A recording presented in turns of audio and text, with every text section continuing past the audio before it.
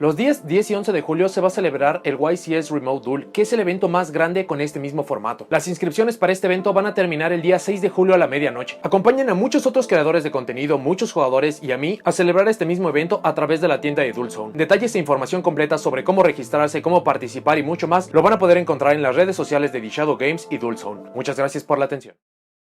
¿Qué tal amigos? Bienvenidos a otro video, yo soy Vic. Bueno, en el video de hoy vamos a hacerles análisis al siguiente set principal original de TCG, que es el King's Court. En el video vamos a revisar todas las cartas que se nos van a entregar, la distribución de la rareza, cuáles son las mejores cartas, cuáles son las peores, en cuáles estaría yo poniendo atención, consejos sobre estos mismos, ausencias, consideraciones y todo lo que tiene que ver con este mismo set. De esto se va a tratar el video, así que vamos allá. Antes de comenzar con el video, su amable recordatorio de que todo lo que estoy a punto de exponer es basado en mi opinión. Por ende, si consideran que hay información errónea, ausente o que de otra forma podría cambiar mucho de lo que hablaré, por favor déjenlo en los comentarios. King's Court es el siguiente set original que va a ser entregado a nosotros TCG. Está agendado para ser entregado el día 9 de julio. Es un set que tiene la configuración de un constructor de decks. La configuración anterior de los constructores de decks eran sets que se nos entregaban 2 veces al año, eran sets de 60 cartas, se rompían en 40 de rareza super, 20 de rareza secreta y estaban implementando 3 arquetipos nuevos al juego. En conjunto de estos se estaban entregando reimpresiones que iban a ser muy útiles o muy necesarias para estas mismas estrategias. Los sobres de este tipo de cajas estaban entregando 5 cartas, 4 de rareza super y 1 de rareza secreta. A partir del lanzamiento de Toon Chaos, otro set original de TCG, que es precisamente la versión de este mismo set pero del año pasado, empezamos a tener cambios en los mismos constructores de decks. Siguen siendo 60 cartas las que se entregan con el set, pero la rareza ahora se distribuye en 10 de rareza ultra, 15 de rareza super y 35 de rareza rara. De estas 60 cartas que se entregan, 15 pueden estar apareciendo en Collector Rare, una nueva rareza para nosotros TCG desde hace un año y que solamente ha podido aparecer en este mismo set. Y para lo que nos están entregando los sobres con esta nueva configuración, se están entregando 7 cartas que se están dividiendo en 6 de rareza rara y 1 de rareza foil. King's Court está tomando la mayoría de estos elementos de los mismos constructores de decks. La gran diferencia es que este set nos va a entregar 65 cartas o idealmente 62 debido a la base de datos de Konami. Estas se van a estar dividiendo en 10 de rareza ultra, 15 de rareza super y 37 raras, así que en realidad no hay una variación de consideración. King's Court es el set original lanzado a medio año para nosotros TCG, es lo que en años anteriores hemos conocido como Toon Chaos, Feast of the Gadgets y Pendulum Evolution. Habiendo dicho detalles de este mismo producto, vamos a estar revisando todas las cartas que se nos van a entregar. Vamos a revisar primero las cartas originales. La gran mayoría de las cartas originales están orientadas a apoyar a Jack, Queen y King's Knight, también conocidas como las cartas de figuras de los 3 mosqueteros. Hablando rápidamente de cada una, primero tenemos Arcana Triumph Joker. Es un monstruo jefe nuevo que se entrega. Exige enviar las 3 cartas temáticas desde mano y o campo boca arriba como costo para su invocación y gana ataque igual al número de cartas en las manos de los jugadores por 500. También permite poder descartar una carta desde la mano como costo para poder destruir todas las cartas del oponente boca arriba que compartan el tipo de carta, siendo monstruo, magia o trampa. Es un monstruo jefe interesante considerando la ventaja en mano que permiten generar muchas de las cartas que revisaremos. Joker's Knight permite enviar uno de los 3 monstruos temáticos desde el deck al cementerio como costo para poderse invocar de forma especial desde la mano y ganar el nombre de dicha carta hasta el final del turno. Esto va a ser bastante importante cuando revisemos los complementos. Y en la fase final, si está en el cementerio, podemos regresar un monstruo Warrior Light del cementerio de vuelta al deck, no importa el nombre, para poder regresar esta carta a la mano, permitiendo tener una buena forma de empezar los combos al siguiente turno y manteniendo ventaja en mano para el efecto de Arcana Triumph Joker. Imperial Power permite que si no controlamos otros monstruos, tributar esta carta como costo para poder tomar 2 de los 3 nombres temáticos desde el deck para poder invocarlos al campo o añadirlos a la mano, ayudando a la consistencia de poder tener dichos nombres. Joker's Straight es su primera magia, permite descartar una carta para invocar a Queen's Knight desde el deck, añadir una de las 2 piezas faltantes de la estrategia del deck a la mano, luego, después de que esta carta resuelve, poder invocar de manera normal un monstruo de vainilla. Nos pone la restricción de que no podemos invocar monstruos por el resto de este turno excepto monstruos Light Warrior desde el extra deck, y similar a Joker Knight, si está en el cementerio al final del turno, podemos regresar un monstruo Light Warrior del cementerio al deck para poder recuperar esta carta de vuelta a la mano. Face Card Fusion es su polimerización temática, permitiendo invocar monstruos Light Warrior de fusión desde el extra deck usando cartas en mano y o campo. Tiene el agregado de que si controlamos uno de los 3 nombres principales de la estrategia, podemos utilizar un monstruo desde el deck como material de fusión. Thunder Speed Summon es su carta de Quick Play. Durante la main phase o la fase de batalla, inmediatamente después de que esta carta resuelve, invocamos de manera normal un monstruo a nivel 10 o si controlamos los 3 monstruos temáticos, usamos el siguiente efecto. Añadimos un monstruo a nivel 10 que no sea de atributo oscuridad con ataque desconocido desde el deck a la mano. Luego, inmediatamente después de que el efecto resuelve, invocamos de manera normal un monstruo a nivel 10, pensada específicamente como apoyo a los dioses egipcios y por ende la mención de las cartas de los dioses en la descripción del producto. Por el requerimiento de atributo y de nombres, está pensada como apoyo a Ra y Slifer. Idealmente podríamos estar yendo por por Arcana Triumph Joker, su monstruo jefe nuevo, pero estas cartas acaban siendo mucho mejores. Joker's Wild es su trampa normal. También durante la main o la battle phase podemos enviar una magia desde el deck al cementerio que específicamente menciona las 3 cartas temáticas. El efecto de esta carta se vuelve el de esa magia cuando está resolviendo, y similar a Joker's Knight y Joker's Straight, si este está en cementerio al final del turno, regresamos un monstruo Warrior Light de vuelta al deck para poder regresar esta a la mano. La última de las cartas es Court of Cards, es su trampa continua. Si no controlamos monstruos o si controlamos uno o varios de los nombres temáticos del arquetipo, permite invocar de manera especial uno de esos 3 monstruos temáticos desde la mano o cementerio. También permite remover uno o varios de los 3 nombres principales desde la mano y o cementerio como costo para poder robar el mismo número de las cartas removidas. Sobre el soporte que se está entregando, tiene algunas piezas interesantes. La capacidad de Joker's Knight, Joker's Straight y Joker's Wild de recuperarse de vuelta a la mano al final del turno es tremenda, y el mismo estilo del juego del deck involucra enviar o usar muchas piezas que caerán al cementerio. Otro aspecto muy interesante es que si bien están bastante orientadas a lo que son sus 3 nombres principales, tienen efectos para monstruos Warrior Light, por lo que si aparece algún arquetipo potente en el futuro que comparta tipo y atributo, podrían ser formas impresionantes de poder acelerar. Lastimosamente, con el pool de cartas que tenemos actualmente, no hay un arquetipo que en sí se componga de este tipo de cartas fuera de los Noble Knight. No obstante, no tienen una sinergia como para poder encontrar algo mejor. Hay algunos otros arquetipos con algunas piezas como Satellar Knight, Gaia y adicionales, pero últimamente no comparten sinergia significativa. Si alguna vez quisieron jugar la estrategia de Jack, Queen y King's Knight, no hay un mejor momento. El soporte es potente y muy competente. Incluso hacen un muy buen trabajo no dejando piezas fuera, como es el uso del Arcana Knight Joker, su fusión, y que Face Card Fusion o Arcana Triumph Joker tienen mucha lógica de efectos y similitudes sobre su diseño de cartas. Fuera de esto, el deck tiene bastantes restricciones y es bastante lógico. Un arquetipo que pide tener 3 cuerpos específicos en campo, y siendo incluso uno de estos 3 nombres un monstruo de vainilla que requiere un tributo, es bastante lógico del por qué tienen potencial interesante para poder poner o buscar las cartas, pero se limitan a la invocación de monstruos de cierto tipo y atributo. La promesa de que serían cartas con potencial de algo como Magician Souls no se cumple de ninguna forma, pero sí es soporte bastante interesante y competente. Mucho más interesante si lo comparamos a algo como las cartas Boot Up entregadas hace 2 años para el Feast of the Gadgets. Sobre su uso competitivo, potencia en el meta y adicionales, Joker's Knight es la opción más viable para poder utilizarse. Utilizar 3 en conjunto de uno o varios nombres podría implicar poner un primer cuerpo en campo. Lastimosamente implica el uso de una carta tipo Garnet, siendo uno de los 3 monstruos que pide el arquetipo, y si robamos dicha carta quedará inservible el uso de la misma. Pero fuera de esto, las demás cartas están demasiado orientadas al arquetipo, por su diseño se pueden trabar muchísimo. Ninguna carta ofrece nada más que monstruos jefes, es decir, no tienen cómo jugar sobre negaciones o interrupciones. Están completamente volcadas a poder poner sus monstruos jefes en campo, y estos mismos no garantizan que podamos romper cualquier campo. Para las otras 2 cartas nuevas llama la atención la temática a la cual están orientadas, ya que ningún jugador estaba esperando las mismas. Magnet Induction permite que si controlamos un Magnet Warrior de nivel 4 inferior, podamos invocar otro desde el deck de nivel 4 inferior con un nombre diferente a las cartas que controlamos, e incluso les da la protección a cartas Magna y Magnet del mismo arquetipo a que no puedan ser destruidas por batalla o por efecto del oponente por el resto del turno. Es soporte increíble, solo puede ser activado una vez por turno, pero soluciona muchos de los problemas del deck, que es poder poner los cuerpos faltantes en campo. El que permite ir por los de vainilla, delta o las versiones mejoradas de nivel 3 le asegura que obtendremos la búsqueda o extensión que necesitamos. Es un tanto lastimoso que no funciona como una suerte de Return of the Dragon Lords para poder usarse de forma posterior, es decir en el turno del oponente, pero es soporte increíble. Si utilizan el deck van a querer estas cartas a 3 copias. La otra carta es el XYZ Hyper Cannon. Es una trampa continua, lo que permitiría sacar más beneficios de esta misma. Si controlamos al XYZ Dragon Cannon o a un monstruo que lo enlista como material de fusión, permite tener uno de 2 efectos. En nuestro turno, regresar un monstruo unión removido al fondo del deck para robar una carta, y en el turno del oponente, descartar cualquier número de cartas para poder seleccionar ese mismo número de cartas en campo y destruirlas. Lastimosamente, el poder poner al XYZ Dragon Cannon es una tarea bastante difícil, al menos si lo comparamos con lo simple que es poner al ABC Dragon Buster. Esta carta no se va a utilizar de ninguna forma. Lo interesante es la elección de las temáticas. Ojalá sea un guiño de soporte significativo para estos decks en el futuro. Vamos ahora a revisar las importaciones. Hablaremos del set donde aparecen originalmente, consecuencias y demás. Golden Idol y Solga the Prophet son las últimas 2 cartas de la Prismatic God Box. Lo habíamos mencionado anteriormente sobre que muy seguramente este set entregaría estas últimas 2 cartas por la mención y relación a las cartas de los dioses egipcios. Golden Idol es una carta muy interesante para el arquetipo de Relinquished. Permite poder ver la mano del oponente y ganar el nombre necesario para su primera fusión. Su segundo efecto es que permite tomar un monstruo del oponente y equiparlo a uno de nuestros monstruos temáticos, teniendo muchísima lógica de su efecto y su función. Por la parte de Solga, se siente como una versión actual de la carta en la que está inspirada. Incluso por el tipo de monstruo que necesitamos para su uso, parecería que estaba pensada para ser utilizada con Ras Disciple, por lo que tendría mucho sentido ya que están orientados al uso de los dioses egipcios. Esta no hará nada por el juego en general, pero para acabar un set es algo que mencionaremos más adelante que siempre se agradece. El Number F-Zero Utopic Draco Future es lo que muchos jugadores consideran que fue el motivo por el que Dryden se fue prohibida en nuestra lista más reciente. Monstruo increíblemente potente que da las estrategias de acción a negación e incluso la capacidad de robar monstruos del oponente. Se necesita el uso del Utopic Future, no obstante este efecto sí puede poner la balanza a nuestro favor. Es una carta muy potente y que es excelente que llegue. Se quedará para nuestro lado del juego y seguramente tendrá uso competitivo. Asimismo es otra pieza de Legendary God Box de Japón, lo mencionaremos mucho más a fondo en la parte del análisis. Todas las demás cartas vienen del Premium Pack 2020. Primero tenemos a Giltir Gearfried de Magical Steel Knight, blanco de superpolimerización. Interesante que pida dos monstruos Warrior de diferentes atributos. No es tan genérica como si pidiera solo atributos como los blancos a los cuales estamos acostumbrados a ir, pero pone en jaque a dichas estrategias. Su efecto, además de potente, permite poder negar y destruir algo en campo cuando es seleccionada por un efecto. No especifica que deba ser de la mano del oponente o un efecto nuestro. Y si lo invocamos con monstruos en el campo, podemos atacar dos veces en el turno, logrando incluso ganar mucho más ataque gracias a su segundo efecto. Crystal Girl tiene la capacidad de poder buscar un monstruo a nivel 5 superior de atributo de agua al final del turno que fue invocada, lo que es un efecto lento, pero los formatos han sido mucho más lentos recientemente y es algo bastante genérico, por lo que podría llegar a tener utilidad. Incluso permite invocarla desde cementerio si controlamos un monstruo de atributo de agua de nivel 5 superior, pero se remueve cuando deja el campo. Para decks lentos es una carta tremenda e incluso no sería difícil poder sacarle provecho en alguna estrategia específica como lo mencionamos en el video de los Ursarctic. Tindangle Dolls es otra de las piezas faltantes del arquetipo. Ahora solamente tienen una carta pendiente en OCG, la cual lastimosamente sí se siente como una ausencia importante considerando lo que mejoran el arquetipo. Todo esto teniendo en consideración la potencia que tiene. Su efecto de volteo es para poder enviar una magia o trampa al cementerio. Lo que está enviando es genérico, pero de forma regular enviaremos de la UNEI para el efecto de tipo Soul Charge. Si es enviada de mano deck al cementerio, permite invocar otro del arquetipo del cementerio al campo boca abajo, poniendo cualquier carta que necesitamos en campo. Y por último, ayuda a que podamos aprovechar al máximo a Cute Cerberus, dándole 3 ataques por turno. Es una carta tremenda para el arquetipo, pero nada que pueda hacer para el juego competitivo. Rose Princess y White Rose Cloister, estos los mencionamos hace un tiempo cuando revisamos a los Sonavalon. Rose Princess puede servir como una primera carta en campo, permitiendo buscar el mismo campo que es White Rose Cloister. Incluso si cae por su primer efecto, es considerado un tuner. Por la parte del campo es soporte Rose Dragon, permitiendo invocar un monstruo planta o Rose Dragon desde la mano, sirviendo también como increíbles starters sin siquiera comprometer la normal summon. No son cartas particularmente potentes, pero sí pueden servir como un pequeño motor para poder empezar con las jugadas. Específicamente si utilizan Rose Dragon o un deck de tipo planta, si es que utilizan una estrategia de este mismo tipo. Morph King Styggy Girl es una carta orientada a la invocación de sincro muy interesante. En su invocación normal o especial puede seleccionar otro monstruo en campo, puede ser nuestro del oponente, para poder volverse de ese mismo nivel y ganar puntos de vida de dicho nivel por 200, aunque nos restringe a solamente invocar monstruos de sincro del extra deck por el resto del turno. Asimismo permite invocar otro monstruo Fiend desde la mano con un nivel inferior al de esta carta, lo que sugeriría usarlo para la invocación de los monstruos Resonator. Hace poco hablábamos de cómo los monstruos tuner o los orientados a la invocación de sincro deben de tener este tipo de características y es un blanco interesante. Puede traerse con One for One y será interesante su uso para el futuro, aunque no tendrá uso competitivo. Burning Soul es una carta orientada a la estrategia de Resonator y de los Dragon Arcfiend. Permite que si controlamos un dragón de sincro de nivel 8 superior, podemos añadir una carta cualquiera del cementerio a la mano e inmediatamente después podamos invocar por sincro usando monstruos que controlamos como materiales de sincro. Después de esto, por el resto del turno, el oponente no puede seleccionar monstruos de sincro en el campo con efectos de cartas, así que sea como una forma de provocar esto en el turno del rival o en el nuestro para poder eludir ciertos efectos, tendrá usos interesantes. Lastimosamente pide elementos varios para poder considerarse una carta competitiva. Hyper Galaxy está orientada precisamente a la estrategia de Galaxy y más específicamente a su monstruo insignia. Le permite tributar un monstruo de 2000 de ataque o más para poder seleccionar un monstruo del oponente con 2000 de ataque o más, tributarlo, y si lo hacemos, invocamos un Galaxy Ice Photon Dragon desde mano deck o cementerio. Son más formas de poder ponerlo en campo sin comprometer recursos adicionales e incluso en el proceso poder quitarse un monstruo rival de consideración. Lastimosamente dependemos del rival para poder utilizar esta misma, pero podemos buscarla con múltiples cartas del arquetipo, por lo que queda como una opción interesante de tipo tech. Pendulum Transfer permite poner dos monstruos de péndulo en campo como escalas, lo que continúa con los efectos varios que tenemos de muchas cartas que tienen interacciones con extra deck, mano, escalas y monstruos y todo lo que tiene que ver con las cartas de péndulo. Son solamente más formas de poder moverlas. Y Pendulum Exi, de forma parecida a lo mencionado con Transfer, esta permite tomar nuestras escalas para poder invocarlos al campo como monstruos con efectos negados y que podamos invocar un monstruo de Exi utilizándolos, dando incluso la posibilidad a que uno de los monstruos obtenga el nivel del otro monstruo, dando acceso a jugadas de rangos superiores. Estas dos cartas se podrían estar buscando con algo como Duelist Alliance. Dosing Fusion es su versión de Miracle Fusion para la estrategia de péndulo. El problema es que solamente podemos usar cartas Pendulum en cementerio para la invocación, lo que va a limitar mucho su uso. Y por último, Eternal Bond para la estrategia de Photon. Su primer efecto es una suerte de Soul Charge permitiendo invocar cualquier número de estos desde cementerio, pero con sus efectos negados. Su otro efecto permite que podamos removerla para poder tomar control de un monstruo Photon del rival, que gana ataque igual al ataque de todos nuestros monstruos que controlamos, pero que solamente podamos atacar con este mismo